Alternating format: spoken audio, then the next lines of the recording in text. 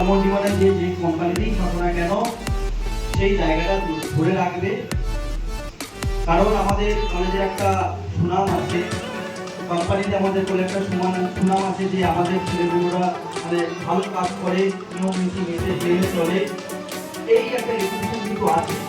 ফলে আমি আশা করবো যে তোমরা